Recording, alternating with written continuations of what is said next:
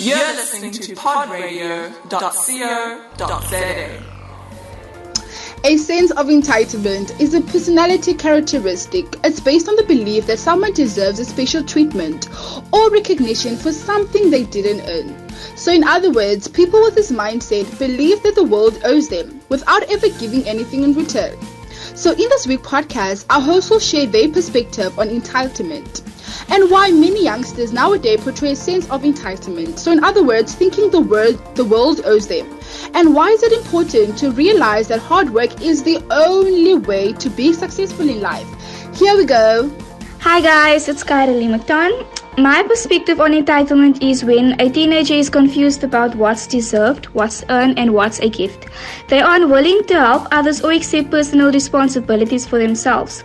Entitled teens have a high demand of everyone but themselves.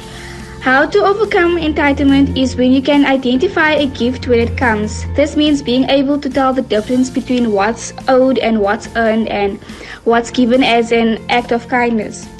I think it's important to realize that hard work is the only way to be successful in life because not everything will be given to you. Hi guys, it's Emily here from grade 12 E5.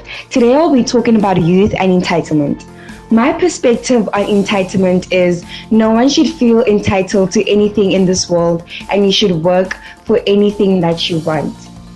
I think many youngsters might portray a sense of entitlement because of the political history of the country, such as apartheid, where other generations had to sort of fight for basic human rights, whereas we don't have to fight.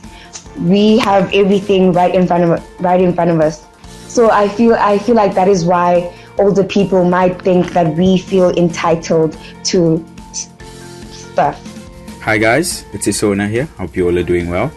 So my perspective on entitlement is that it is becoming a pernicious thing of where us as teenagers we think we have a sense of entitlement in cases where it just isn't so, you know? And I think many youngsters might portray this sense of entitlement because of the way they were raised, you know? Because some of us, we are the way we are because of the way we were raised. Because something that I've learned is that people are influenced by their circumstances. And so that is why I think we have a sense of entitlement in cases where it isn't so. And so it's important for us to actually walk with an open mind, like always being willing to learn, because what we were taught isn't always the case, isn't always the right thing. You know? And I think it's important for us to realize that hard work is the thing that will bring success, and hard work for me is to truly understand why you are where you are and how you're going to get where you want to be truly. And for me, you can only do that with God. And because, come on, if you do not live for God, for who do you live? That is my thing. I live for God. And so I will spend every day trying to please Him, because glory be unto Him who sits on the throne. Yeah.